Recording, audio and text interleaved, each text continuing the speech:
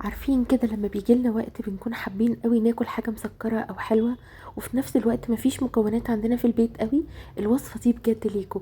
كيكة الرواني او الشربات حاجة كده بسيطة وسهلة جدا وحلوة قوي كمان للمبتدئين.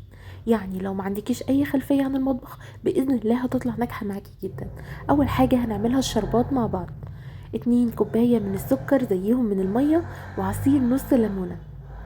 هنسيبهم بقى على النار 10 دقايق بالظبط ونطفي عليه. هنسيبه يبرد تماما.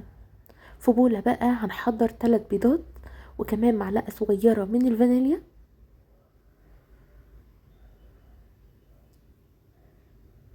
وكوباية من السكر، ونص كوباية من زيت الذرة.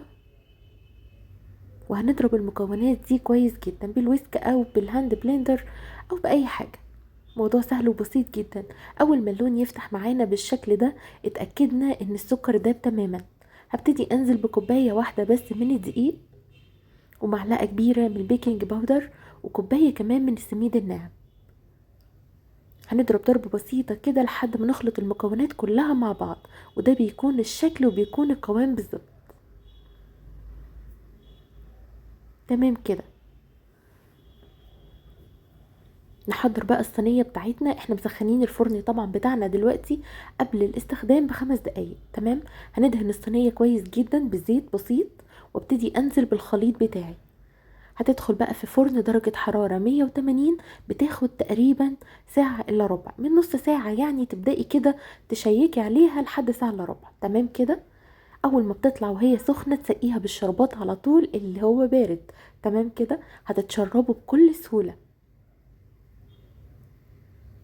طبعا الصينية بتاعتي عشان بتفتح وتقفل فيعني بهدلت الدنيا اصلا الشربات. انصحكم تعملوها في صينية تكون مقفولة اصلا. تقدري بقى تزينيها بجوز هند، وتقدري تزينيها باي حاجة انت بتحبيها، وتقدري كمان تسيبيها كده على فكرة. هي طعمها رائع وسكرها حلو جدا بجد تحفة. انا زينتها بالشكل ده، وده طبعا اختياري وبتاعك انتي. لو اول مرة تشوفيني انا اسمي مروة. تنسيش تشتركي حالا في القناة وتفعلي جرس التنبيهات عشان ان شاء الله يوصلك اشعارات بوصفاتي الجديدة. وقولوا لي من اي بلد انتوا بتتابعوني، منتظر رايكم في الكومنتات. تعالوا بينا بقى نقطعها ونشوف العظمة دي شكلها ايه من جوه. حلوة جدا على فكرة، وباذن الله هتكون ناجحة معاكم قوي. متسقية شربات بقى كده وحاجة من الاخر خطيرة، حاجة كده تعدل المزاج بجد. وفي دقايق عملتيها، ما بتاخدش وقت ولا مجهود خالص باذن الله. هتطلع معاكي ناجحة جدا. شايفين مش مفرولة خالص. حلوة جدا، لازم تجربوها. اشوفكم في فيديو جديد ووصفة جديدة. باي باي.